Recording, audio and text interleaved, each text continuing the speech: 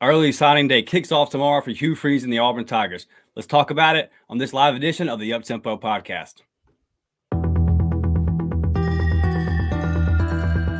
You are now listening to the War Report Podcast Network.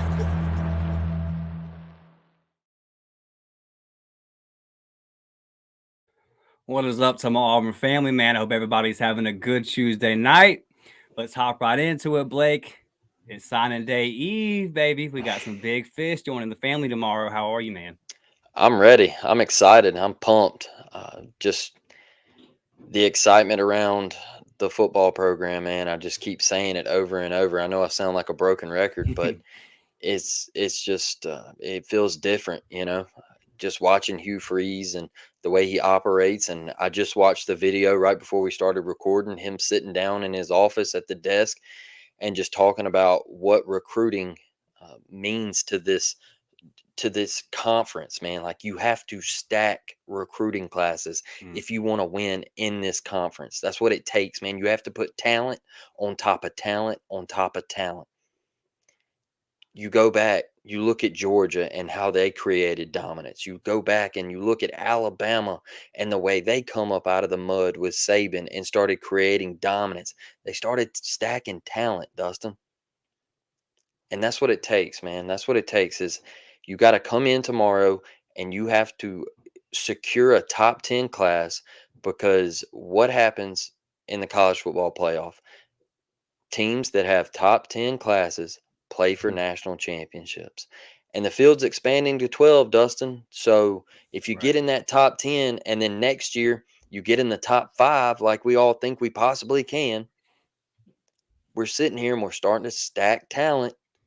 And with 12 teams that opening up, Auburn could find themselves making a playoff, man. And I think that's the exciting thing about all of this. And you see guys like T. Reed, man, just constant. I don't know if there's a harder worker than T. Reed, bro. Like, Maybe Hugh, that might be it. yeah, I mean, just for a guy to he knows the game, he played the game. But he's a guy that kind of like takes a back seat on the coaching staff. He's not an on the field guy. He's a recruiter. He's a recruiter, dog, and he's one of the most well known guys in on that staff, in that locker room. One of the hardest working people that you will see, man. Dude takes social media so serious because he knows that's one way to get to these kids. Right. And he knows these kids love it. And it's things like that, man. And I think Hugh has put great people around him that get it. And so, like I said, you just got to be excited tomorrow. And look, if the smoke is real and we do flip some of these guys, it intensifies. Right. If we don't, we're still happy. We're still happy. And to anybody out there that wants to make 31-10 New Mexico State jokes, that's all cool. Bring it on, brother. We won't be there for long. I can promise get you out that. of the way. Yeah, we won't be there for long. And Mike, once again, I see you, big dog.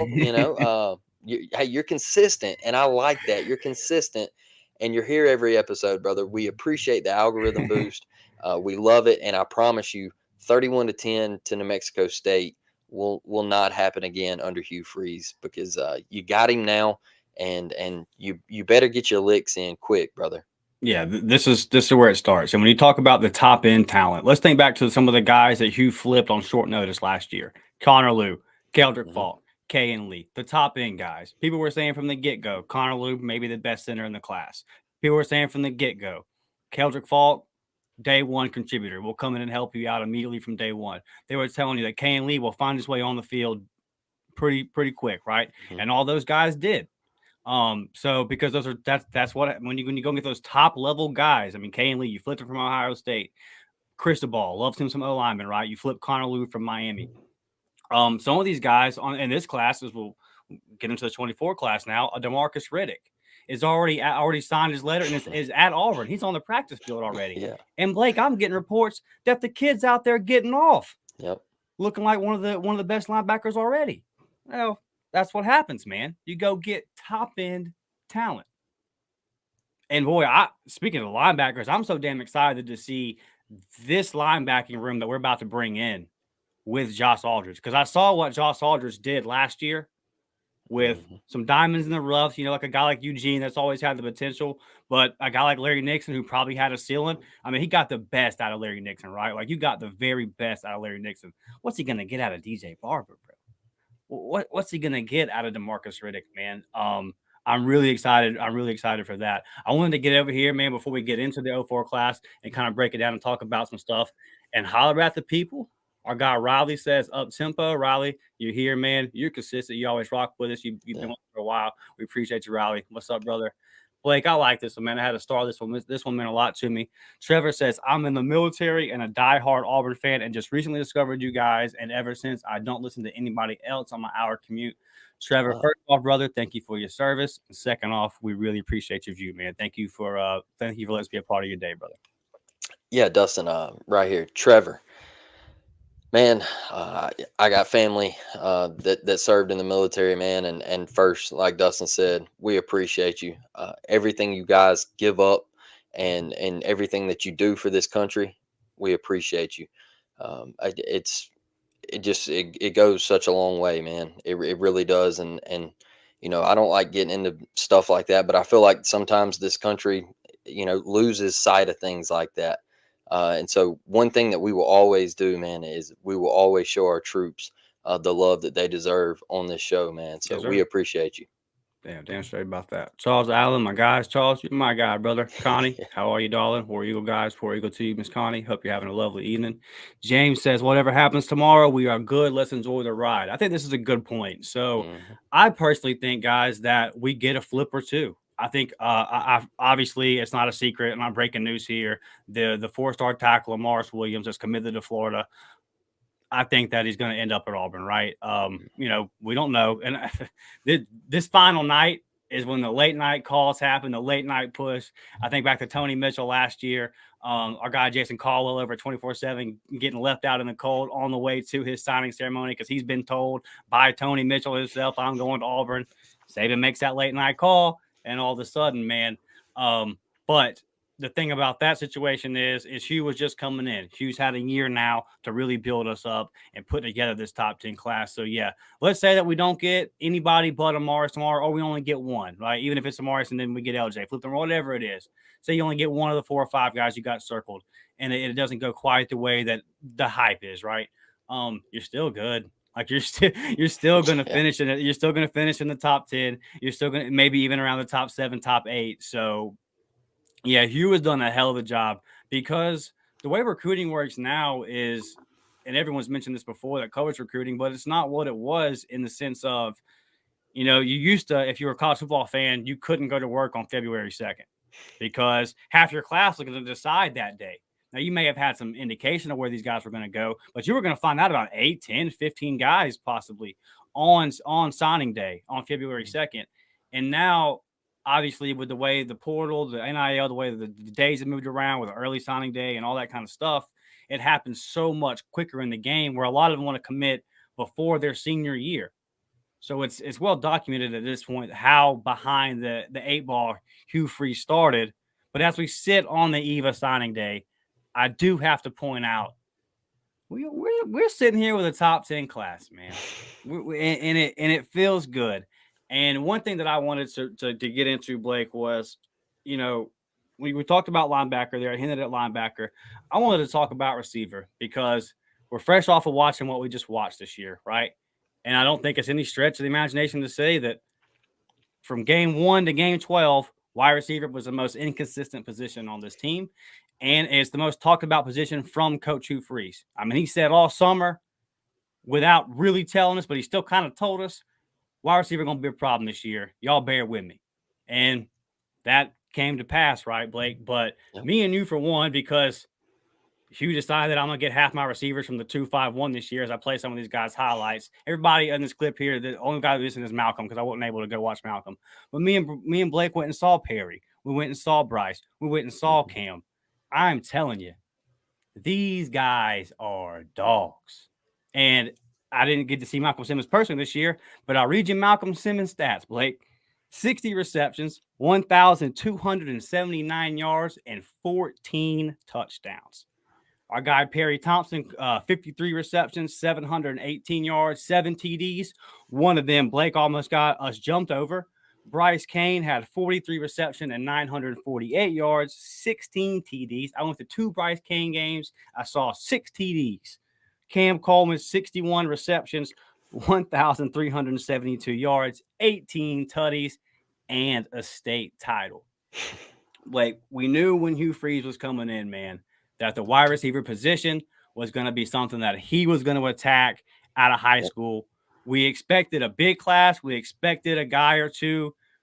The new rankings have come out for all the industries. We saw a big jump for Perry Thompson, for Bryce Kane and for Malcolm Simmons. Both of them are now consensus 4 stars across the board. So you've got 4 guys committed right now, 2 5 stars, 2 4 stars, all guys that me and you are highly impressed with. Just talk about the change that's coming, man. And some of these guys that me and you watched several times, we kind of focused on wide receiver position this year. Me and you did. And we just came away super impressed with these cats, man. First thing I'll say, Dustin, is I'm from Mobile, Alabama. 251 guy. If you follow me on Twitter, you know how much I love my city. I love the kids in this city. One thing I will always do is just praise the talent coming out of this city, period. And Bryce Kane, man, I'll start there. This is a guy that ain't been playing football but for 2 to 3 years. And that's how talented he is. And if you don't believe me, we can go over to baseball and we can watch him play baseball. All right, he's not playing high school baseball this year. He's an early enrollee, but I've watched him play baseball too, man. And the kid is electric. He is an athlete. Mm-hmm. He's a blazer. I can tell you that. Just the progress that he made. Let's just talk about hands real quick. His hands, man. Last year, I don't want to say he struggled catching the ball, but you could tell you could tell he hadn't been in the game long. Right. But now it's insane. It's insane. Like, he's sticky good, man. He's sticky good. Routes have improved a lot too from his junior to senior season. Yes. Yeah. A lot of the times last year, like, they would just send him on a go route. Right. Because he could just outrun everybody. But now, I mean, he can run anything, man. Like, that night at Foley, when him and Perry went up against each other, was one of the most impressive shows that I've seen from 2 guys that just are elite, man. Yeah, and it was a fun night. I'll be honest with you right here, Dustin. Perry has gotten knocked down a little bit this year from certain people. They're like, oh, well, Perry Thompson didn't do this. He's trash. Let me tell you something. Perry Thompson, as you saw on that highlight video that Dustin made up, all right? Yeah. Those are that is what they had to do with Perry just to get him the football. Best highlights I could find. I mean, that's what they were doing. It's because, look, Sophomore, he had a young he had a young quarterback, all right? And it hurt him. It hurt Perry, and it hurt his numbers, because they had to motion him into the backfield to find ways to get him the football. Or, as you saw right there, they would hit little quick out routes and everything. It's just nothing was developing down the field for Perry. And when they did try to go down the field, he was in triple coverage, and he would have to make a catch like he did against Baker that night in the corner of the end zone. So it was a struggle for Perry. It was a struggle. One of the things that is just not really talked about in Perry's game, Dustin, is his blocking. Yeah, that's a very good point. Kid can block, man. I will give him that. And he don't let up. He is a guy, he plays until the whistle is blown. Now, I had some people, like, oh, he loafs and everything. He, like, on and off the field. My point to that is, listen to me right here, all right? He runs kicks back. I'm not to say kick coverage. He plays safety. All right. He plays almost every snap at wide receiver. Yeah. All right. He's motioning into the backfield and taking handoffs. All right. give my buddy a break when he Yeah. walks from the hash to the sideline, okay? Give him a break, all right? He's trying to get some air in them lungs, all right? But Like, Blake, I got a clip of him in between plays going back to the huddle, just going. that's my thing, man. It's like people are like, "Look at him out there. He's loafing." And I'm like, "He's Yeah. not loafing, bro. He was on kickoff coverage and like now he's going to play safety. What do you want the kid to do, all right?" Tackle the kick returner. Yeah, I he's an elite talent, man. And Malcolm Simmons, you can just tell like you said, we didn't get to see him play live in action this year, but you can just tell the athleticism. I mean, it's there, right? And obviously Cam Coleman, have fun with that guy. I mean, Hugh Freeze is licking his chops. That performance he had in the state championship game, kid is he's elite. He's elite, and just to see him and Perry at Auburn, that's something that we haven't seen before. So you got to be excited. And I know Perry hasn't officially signed yet. I do think he ends up at Auburn.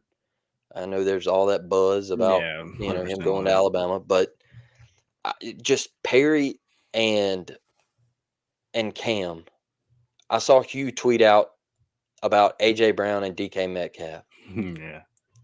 I mean, that kind of has a resemblance to me right there. Yeah. It's like, I mean, those are two freaks of natures, and then you got two more coming.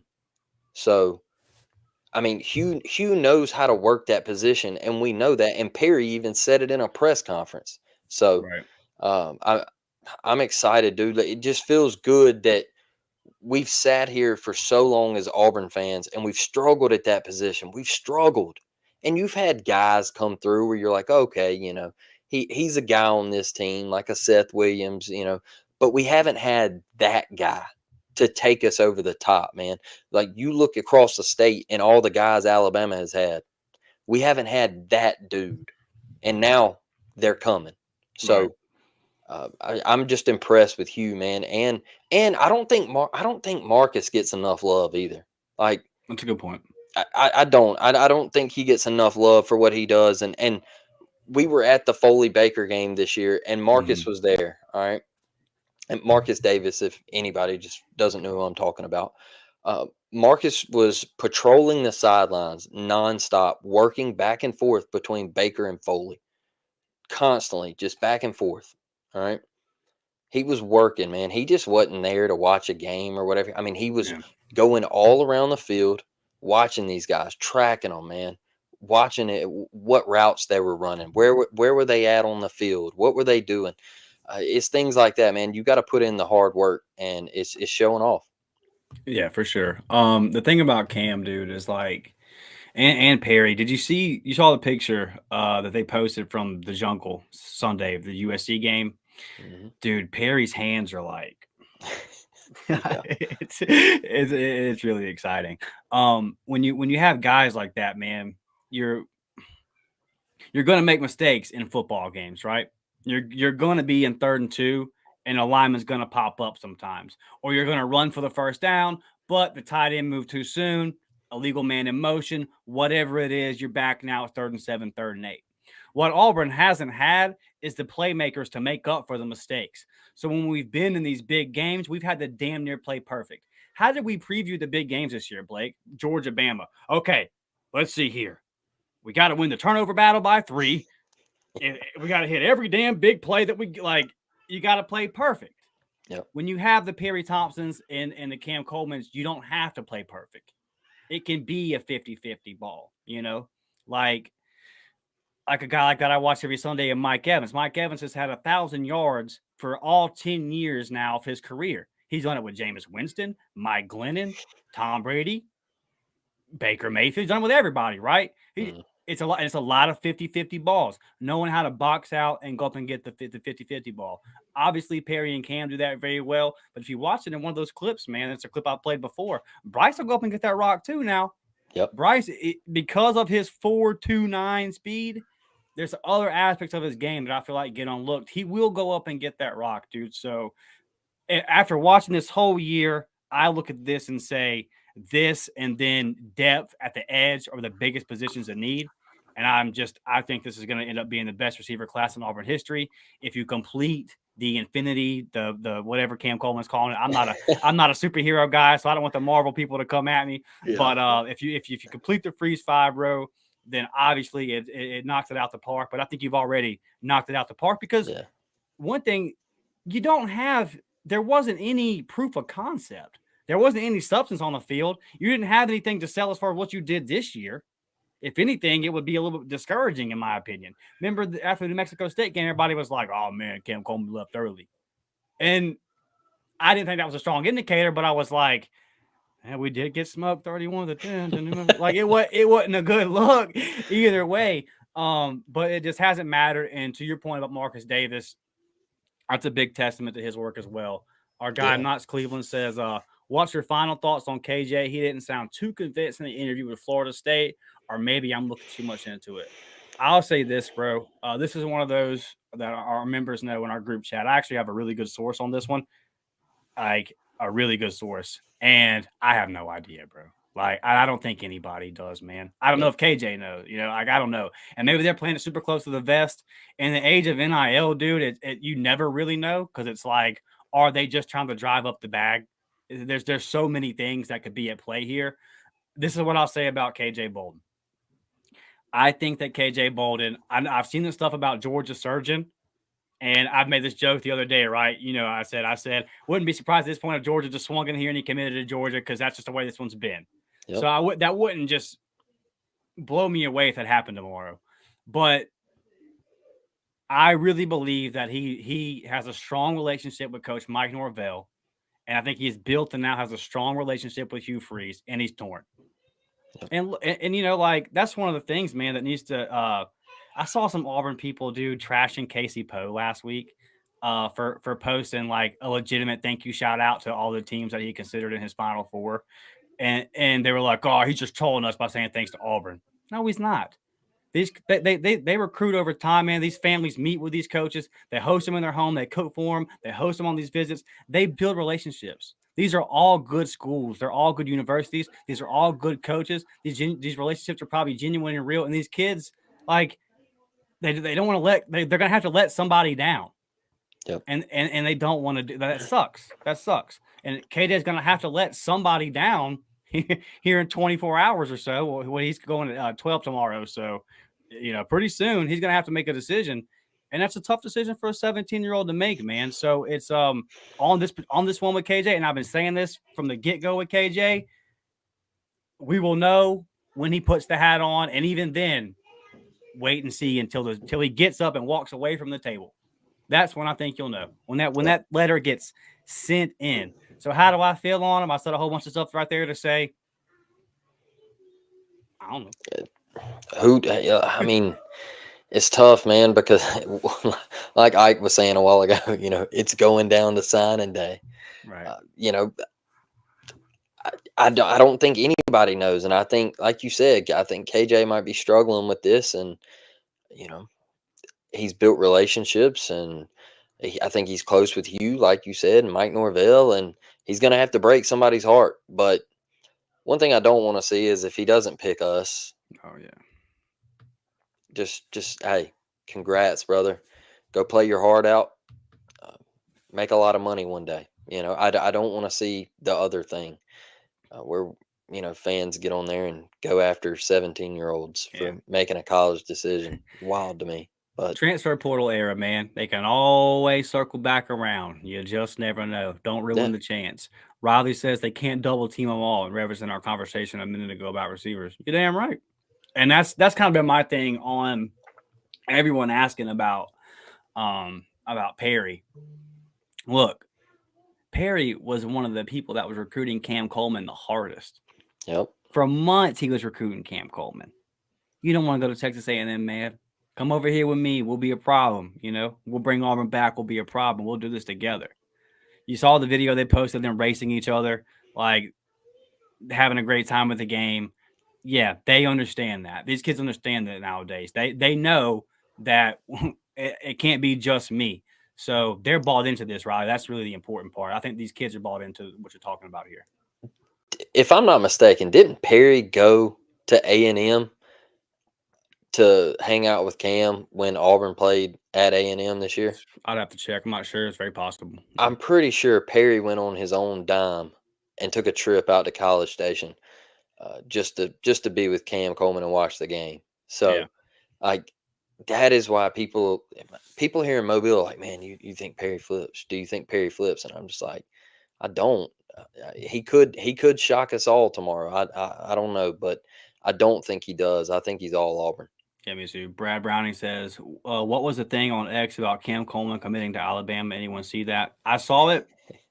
My understanding of this was from like a year and a half ago, right?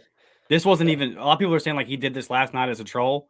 I looked into this a little bit just to see what it was. Like, I never thought it was, I was like, this is weird. What exactly was the point here? Apparently this is from way back. And it just kind of got resurfaced last night by a Bama fan to say, oh, he's committing to Bama. Like, this is that clip, by my understanding, is like 14 months old. So, whatever. And even then, it wasn't serious. I don't know what the context of it was when he did it. Obviously, he was just trolling. But yeah, that just got resurfaced last night. That's an old clip. Kind of like the Perry stuff 2 weeks ago, where they just there's rumors Perry's flipping, and it just took over Twitter and just, I mean, every Alabama fan was on it. Come on, man. Yeah, for sure. Let's go over here to the defensive side, Blake. I wanted to talk about the defensive line. Let me get over here to our commitment list real quick. And because, again, I thought that when we look at like the LSU game, the Ole Miss game, right? Hugh said we didn't run the up tempo because I was worried about the depth.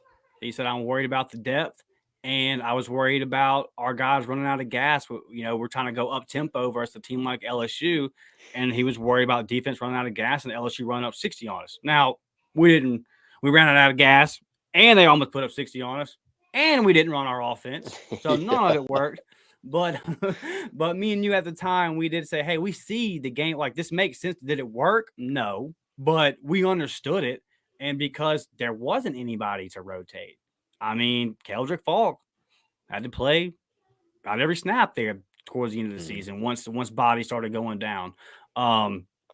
So, and I know he added the kid from Kansas, but and I don't want what's his name, Gage, and I don't want to I'm not trying to down him or nothing, but it's a depth piece, right? The kid had 13 tackles last year, so I'm not expecting him to come in and just light the world on fire for us.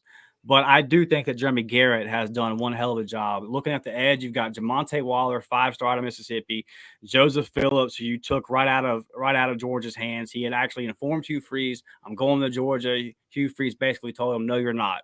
We're not letting 4-star, damn near 5-star edges out of Tuskegee from our backyard go. And again, Blake, let's go back to what we talked about preseason: winning your backyard, breaking the Phoenix City curse, getting the kids out of Tuskegee. Hugh doing all that. But we talk about Waller, talk about Phillips, who are guys that are going to be on the edge. Let's see here. We've got TJ Lindsey. You've got Dimitri Nichols, who is apparently not going to sign tomorrow. I'm not sure if he's even going to end up at Auburn, but as of now, he's still on the list. I know I'm missing a couple other guys here. I got Lindsey. Let's see. Jamonte. As my computer, of course, is going to crap out. Malik Blockton as well down there, the defensive line. So I think, man, that I really like the guys that we've got down there. And then if you also look at it, and if you add Williams, the kid from Florida, that's a top 100 player. Yep. So if you flip him, just him alone is going to get you around 7th place right now. You're sitting around 9th, no matter where you look. And then I'm also hearing that Darren Reed, the top 200 player, big time prospect out of last year, kind of got in late, had a slow start, had an injury this year. He's really turning it on here in bowl practice towards the end of the season. So we're going to see a lot of that young cat in bowl game. Blake, talk about these young cats on the defensive line and this class that Jeremy Garrett has put together here of nothing but blue chips, man. Yeah, and, I think after losing Marcus, I think picking up a guy like the Gage Keys kid from Kansas, I do think that's a big piece, just because I went and watched a little bit that I could find on him on YouTube, and the guy's a double team eater, man. Like, he got doubled a lot, and I felt like he got off blocks really well, and I think that might be why Auburn kind of went after him, Right. So I do think that What is that? I said we need some defensive tackles for sure. Yes, and losing a guy like Marcus, yeah, it hurts, it stings, but that's going to be a guy that plays in the NFL, and you can kind of point to and say, "Hey, look, that guy. You want to come to Auburn, you can get to the league. Look at that guy." And you're bringing in elite talent on an area where you have struggled, and it's been a minute. It's been a minute, man. It's been a couple years since we've struggled there, and I think we got to get back to getting pressure on the quarterback, man. Just getting off of blocks.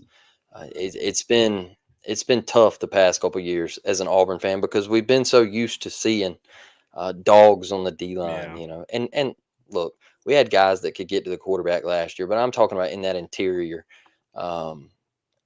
We got to get back to being the old Auburn. And look, if you want to win games in this conference, where are they won? They're won in the trenches. And that is the key piece, man. That is the key piece to being great. And you go back and you look at history.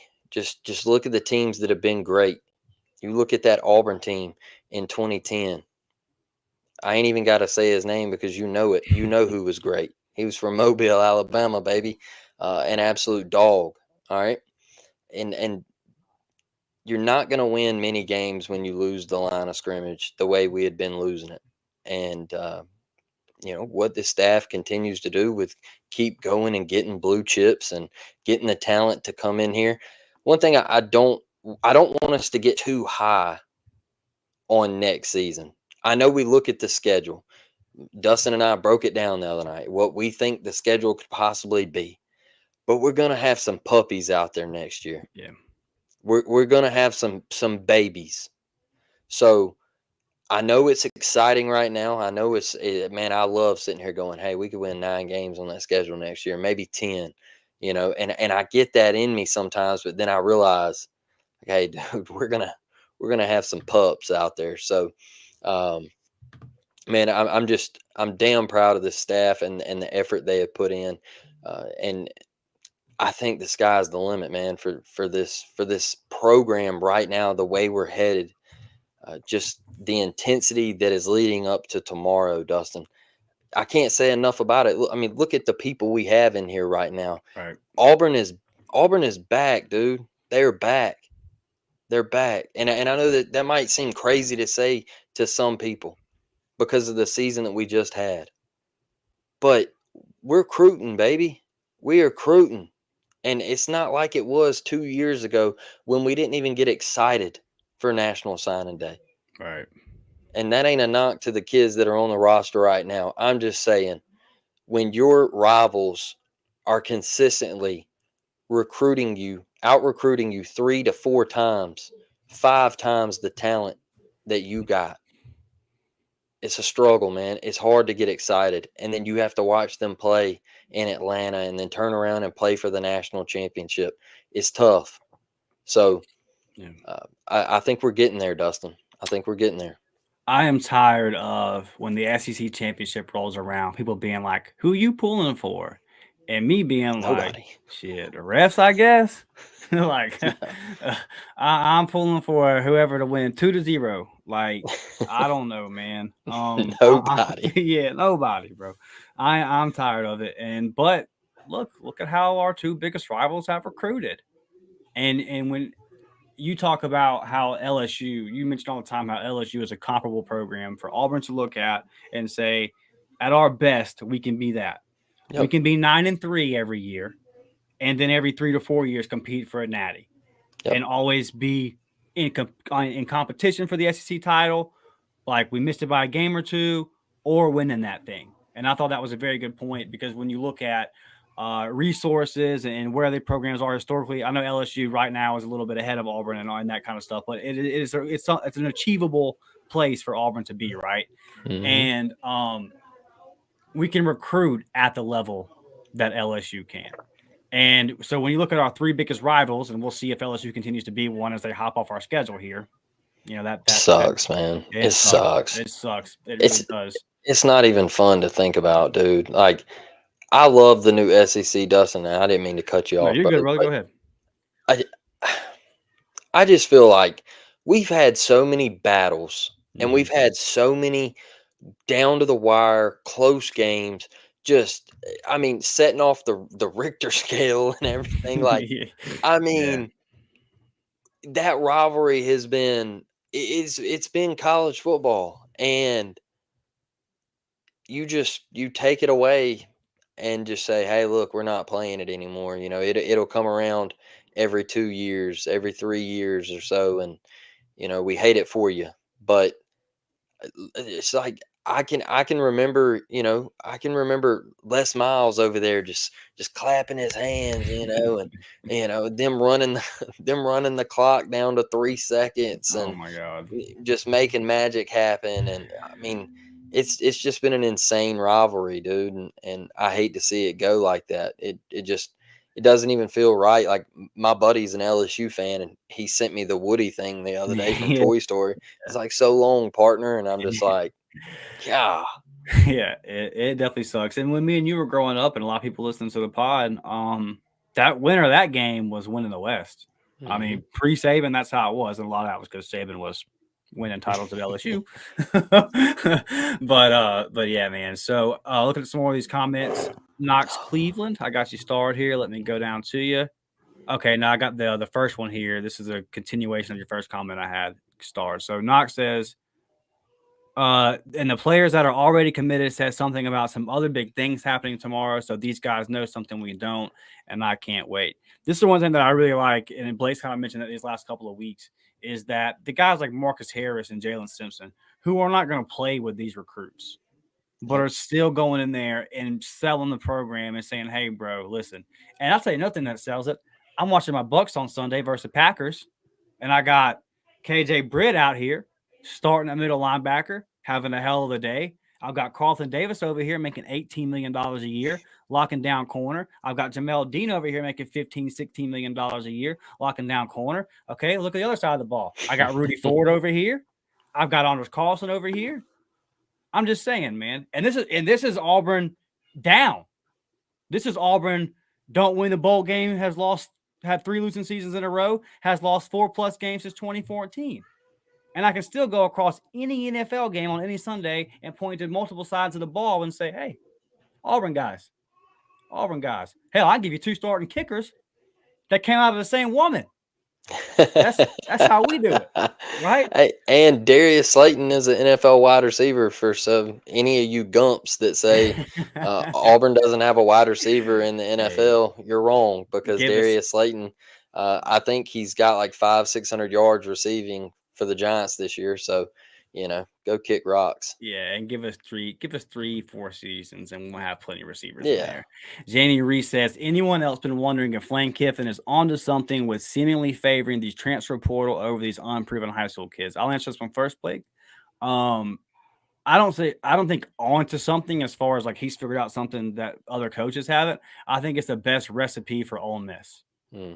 I think that Ole Miss has to figure out a lane, right? Where, and no pun intended, but when they're recruiting against A&M. I mean, just look at, the divisions are getting broken up now, Hmm. but in when the divisions, they're recruiting against A&M, they're recruiting against LSU, they're recruiting against Bama, they're recruiting against us.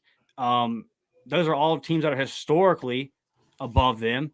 Now with Texas and Oklahoma coming in, you risk falling further down that ladder Yep. of who you're going to recruit against in the SEC. They have to find their own lane in a unique way of doing it. They've put the majority of their NIL money to the side and said, we're going to go all in on the portal kids.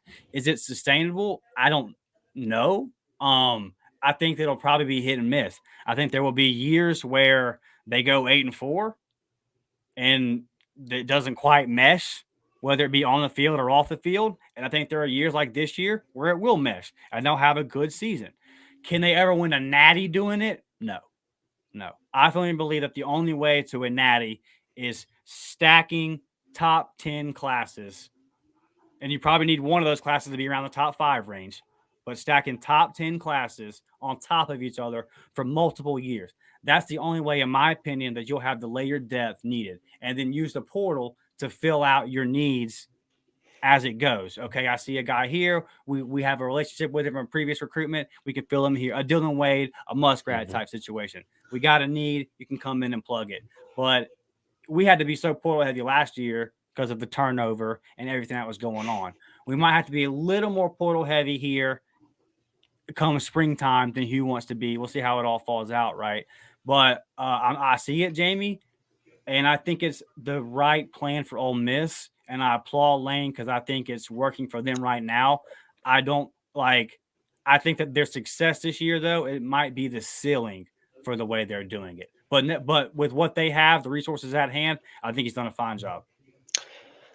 Yeah, and I agree with you right there, Dustin, because let's look at around who is around Ole Miss. All right. What states border the state of Mississippi? Yeah. And so when you try to go get a high school kid, it's really, really difficult for Ole Miss to compete with LSU, Alabama, Auburn. You got Tennessee right there. So it's tough, man. And you go back and look at history, and the best players in the state of Mississippi were leaving. They were leaving the state of Mississippi. If I'm not mistaken, I think Kevin Norwood was from Mississippi, and he went to Alabama and become an all-time great. Just an underrated player, and got out of Mississippi and went and become a baller. So like, it's things like that, man, where I think Lane kind of looks at the portal and he's like, okay, well, these guys might not be on this player. I can go get him. He's a great player, and I can plug him in, play right away into my program. And like you said, do I think it's sustainable in the long run? I don't think that you can continue to build your program on the transfer portal. I think you got to recruit high school kids, develop talent, and because where you're going to eventually run out in the portal, man, is you're going to run out of depth pieces in the portal. And guy comes in, he pops for 1 year, and then he leaves. And then you've done nothing in the high school ranks. What are they right now in recruiting in high school? Like 40th something? Ole Miss, let me pull this up right here. I'll go to On3 because they do the industry composite. They combined all the industry's rankings. But I mean, he Boy, right I'm now scrolling to find Ole Miss. He's the portal king right now, I guess you could say. They're not in the top 50 according to On3. There you go. That's I don't think that's good in long-term success. I don't think that you have to hit the portal, dude. You got to hit the portal, and that's not in the top 50. That I remember somebody who else wasn't in the top 50. All right, so not saying that he's that kind of coach, because Lane is great, but right there, I really think you got to go in the high school ranks, man, in long term. Yeah, for sure. James Burnett and our guy Spicy having a conversation I thought was interesting. I'm going to pull this up. Spicy says UGA is going to purchase KJB services with, what's that? How do you say that? Rayola's Cash. The kid that went from Georgia to Nebraska. Okay, gotcha. And then James Barnett says at Spicy, UGA already dropped the bag on KJ, and he still chose FSU. We were having this conversation in our network group chat today, just about kind of what does pushing up until the last second really mean. And so in reference to this conversation you guys are having, when it gets down to this point, right, with these big time guys, the KJs and the Cams, the big schools will want you. They're not going to let $100,000 be the reason they lose you, right? If this kid's asking for 800 and you've offered 700 and you really want him, you'll go find that 100K. That ain't the thing. I think that what happens here is can you find that extra lane? Hey, man, we got an analyst role. What do you think about your position coach coming and filling that? Hey, buddy, we got a booster in Montgomery, and he just so happens to run a business that does the same thing your father does. Couldn't help but notice your father's making 55 G's a year. How would he like to make 105 G's a year, live 45 minutes from you on the campus, and be able to come see you at the games? We'll give him a house, too, to live in while he's doing that. Sound like a deal? That is what is happening tonight. So that's what it is. If you go back and watch the Pony Express 30 for 30, Where they talk about who was a running back, man, played for the Oilers, Dickerson, right? Yep. With the goggles. Just, and that was that's pre-NIL. Reggie Bush. Yeah, right. I mean, Bro, like this, tonight's gonna be crazy for these big time guys. And so when it comes down to the 5 stars I don't think that Auburn, FSU, or Georgia is gonna lose KJ because of a bag. I really don't. And it's gonna be relationship, maybe where he sees himself being able to go pro. Big games like KJ, you can win every game at FSU, bro. You can win every game and still not make the playoff. Ain't gonna happen in the SEC, brother. It ain't gonna happen in the SEC. They just proved that to you by putting Bama in with 1 loss over Florida State. So, does that play a factor? Another thing I would like to say to that too is, Florida State went undefeated and they got left out. And you got left out for a reason.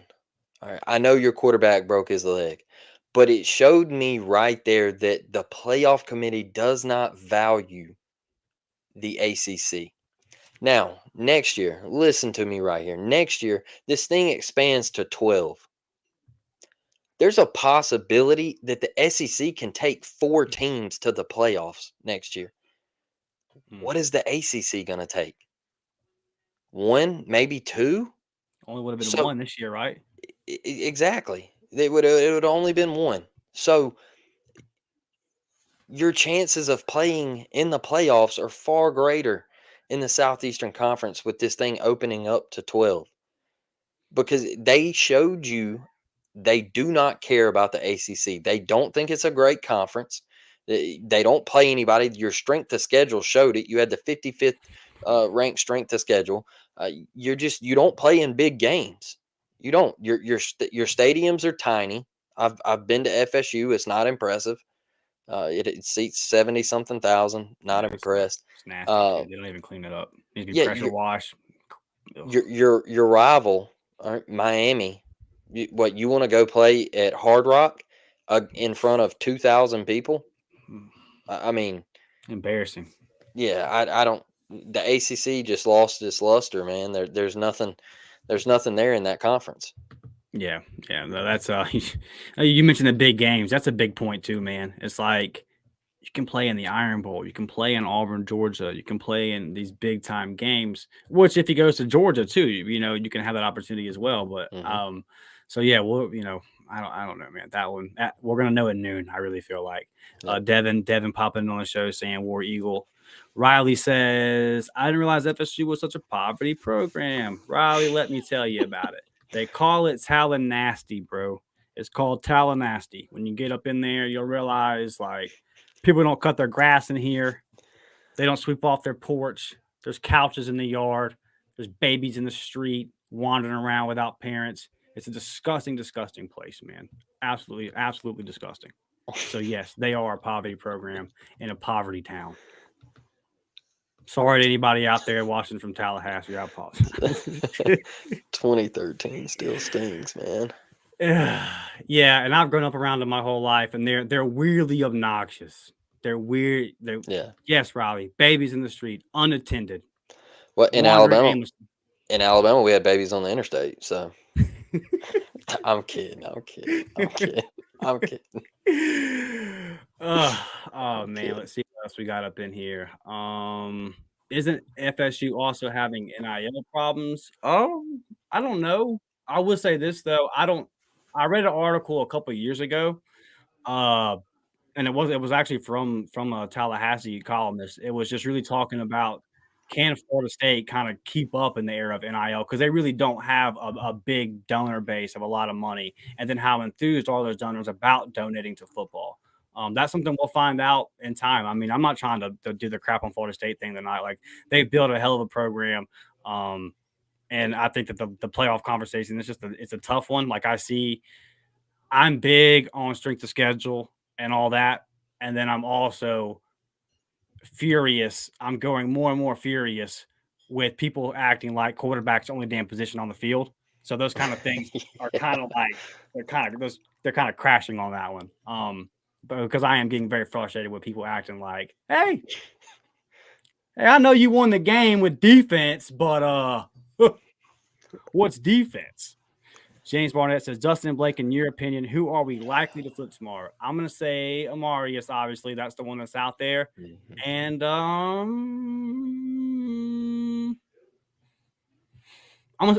you know what? I don't know if it counts as a flip, but I'll say this. If it is true, I saw where Cole Pinkston put out earlier that it seems like LSU is off the table for Cohen Eccles. Then I simply ask, where the hell is he going to go? Mm-hmm. Where else is he going to go if it's not us? He's out of time. If he's not going to LSU, where's he going to go? We've got Steve Wilfred, the guy that just committed junior college out of Snow College, and you've got DeAndre Carter, an absolute stud out of California. And those are your offensive linemen. So I feel like as we close in here in these final hours before he has to make a decision, buddy, there's not obviously if there's not even enough people in this class to fill out a starting offensive line, you've got to feel like at some point in a couple of years, you should be okay on the depth chart if you handle your business. So looking at it right now, is it considered a flip? No, because he's decommitted from A&M. But I would say with the information currently available, I don't know where else Cohen Eccles goes but Auburn. So is it a flip? Nah, but it's a guy that when the day started, we felt like was out the boat, right? Like we weren't going to get him. So right now, I feel like Cohen's a guy that might end up in the class. If that report is true and Cole does a great job, I don't have any sources on that recruitment, and Cole's way more locked in than I am. Yeah, dude, like where's he going to go? It's got to be Auburn. I think Cohen Eccles might end up at Auburn tomorrow, and I definitely didn't feel that way 5 hours ago. Does it kind of feel like the LJ McCray is trolling Florida? Does it feel like that to you? He posted that graphic last week saying I'm locked in, and now the day before signing day, he's posting the meme of sweating bullets. I don't know which button to press. Right. It could be a major troll job to us. I don't know. I just something with our coaches and everything, our assistant coaches on Twitter, and they're sending out bat signals, and they're like, oh boy. And then your linebackers coach comes out and says, hey, tomorrow's going to get interesting. And then, you got secondary assistant coaches coming out and shooting bat signals. So like, what is going on? Somebody knows something, somebody knows something. KJ, to me, man, he's a guy that I've wanted for so long. Yeah. But I just feel like at the end of the day, he sticks with Florida State. It just feels like it's been Florida State for a minute, and I just don't want to put myself up on that pedestal and get sky high and just get bang let down, But it's interesting to me because I look at LJ McCray and it just kind of looks like a troll job. And it could end up going our way. So I don't know. I could be completely wrong. I hope we get all of them, but I know that's not going to happen. But here, something to consider too, right? Is that last year we were able to flip those guys. You were able to get the KM leads, the Keldricks, and the Lewis, the guys talked about earlier, on short notice. So is it out of the realm of possibility? Is it out of the question that Hugh Freeze has tricks up his sleeve? No, it is not.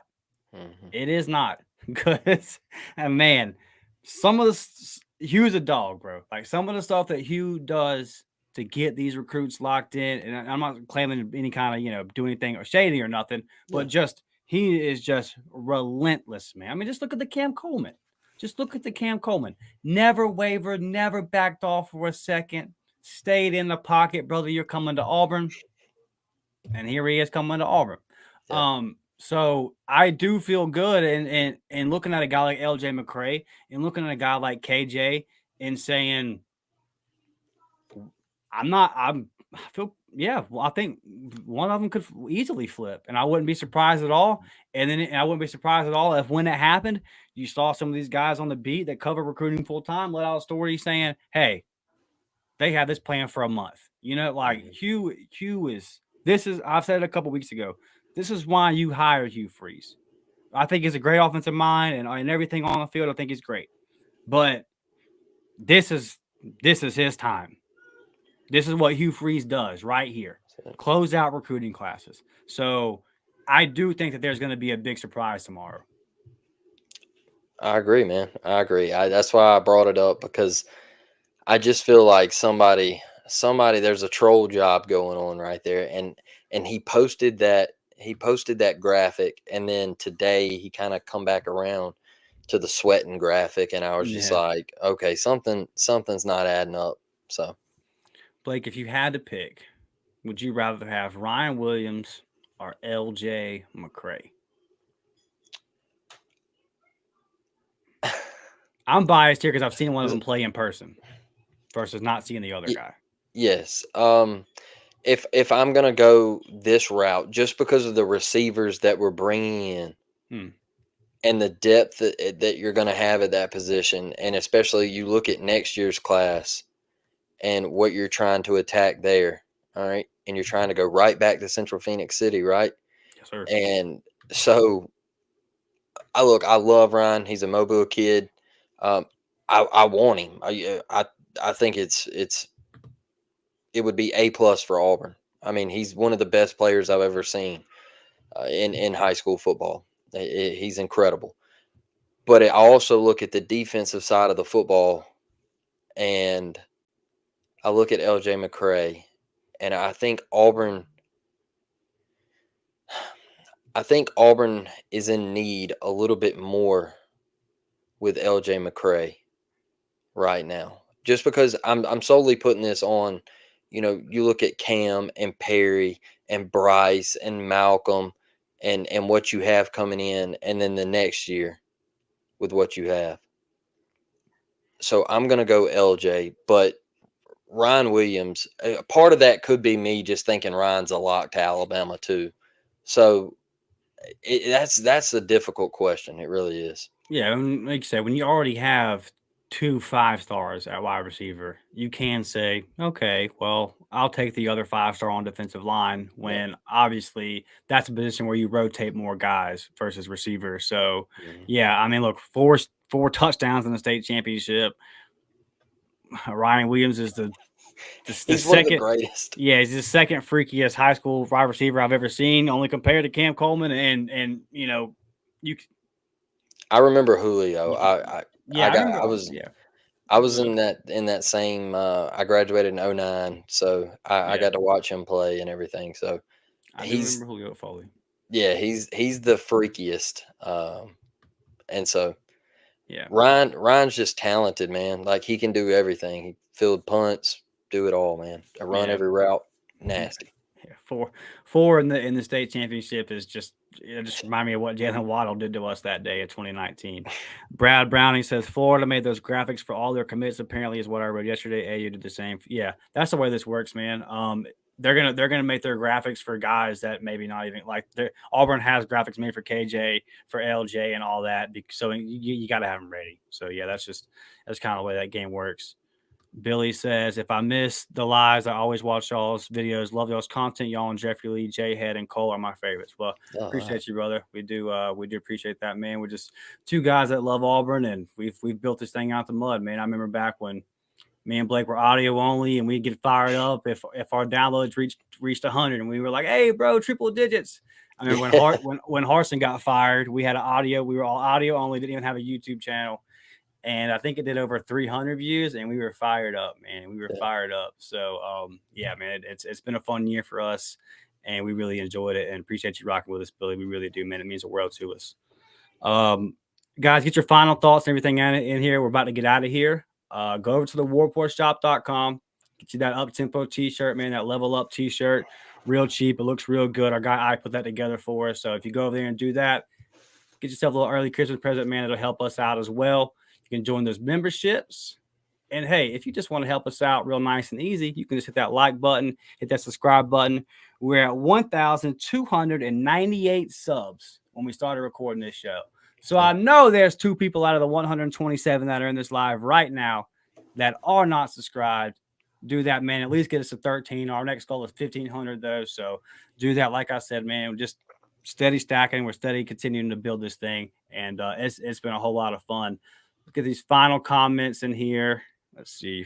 P-Pass says Florida graphic server could crash. They might end up have made a whole lot of graphics that didn't end up mattering. And the tough thing for Billy is brother, that schedule next year, you might just not even get a chance. He just might not even get a chance. If he makes it past that Kentucky week, I believe he's won in my book, because I just don't think it happens. I don't think it happens.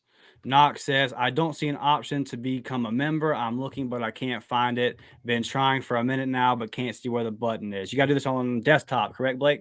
Yeah, or you can go to like YouTube on your phone, like on Safari or whatever. Like, don't use the app. Okay. So turn it into desktop version. Go to your web browser. Yeah. And then go from there. And if you're having any more problems, Knox, just get on one of the comments of our latest video. Get in the comments of this one. We're about to get off here, and let us know if you're still having issues. But yeah, everybody that I've talked to that had a problem, I've just said, hey man, go to your desktop real quick and fill it out there, and you should be good to go.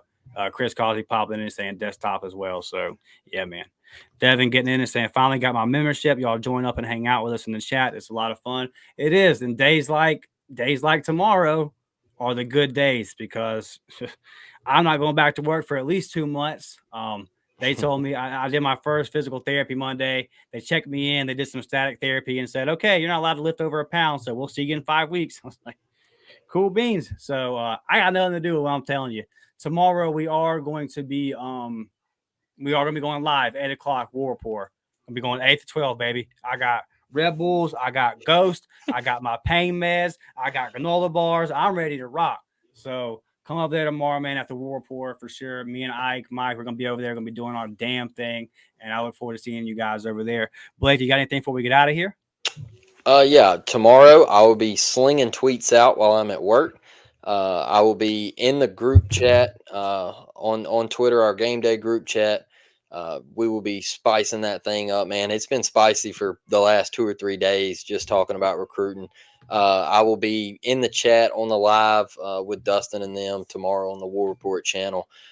So I'm basically not doing anything at work. So if you work with me and you're watching this, I'm sorry, but tomorrow is a big day for the Auburn Tigers, and as Auburn fans always say, we're bugging, baby. All right, we're bugging. I love when Charlie 5 says it. He gets into it, man. I just feel like the fan base deserves this with everything that we've been through the past couple of years, man. It's been a struggle, but we're fighting to get back. We're fighting to compete for championships, and it starts tomorrow on signing day. And this podcast just hit 1,300 members. Let's go.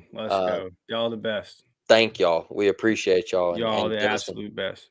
I'll kick it over to you with a War Damn Eagle, man. Yes, sir. Thank you, Blake. James saying, are y'all going live tomorrow? Like I said, and I believe I'm not 100% on this. Be at the War Report at 8, but we're all going to try to work out a way to where it'll simulcast over here as well on our channel, and try to get it to where our members will have like their own chat and come over there. I mean, I got to work that out in the morning, but yeah, just come over to the War Report, man. We'll figure it out from there. But yeah, War Report Network, we're definitely going live tomorrow. Definitely doing the damn thing, covering this recruiting. So thank y'all for getting us to 1,300. Continue to share this content out, man. So our guy, I'm gonna get your name up here, brother. Hold on. Our guy Trevor, serving in the military, man. Listen to us every day. Appreciate you, brother. To all new listeners, all new subs. We love y'all to death, man. We really do. We will be back Friday at 10 a.m.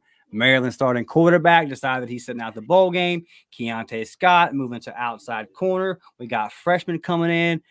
We're playing already in practice. We got tons and tons of stuff to get into. Finally, going to start talking about this Music City Bowl once we get signing day out the way here. So super fired up, man. War Damn Eagle. We will see you guys Friday at 10 a.m. Hop over to the War Report tomorrow, and I'll see you guys there. Love y'all guys. We're out, man. Jalen Simpson's a dog. Let's go. War Eagle, baby.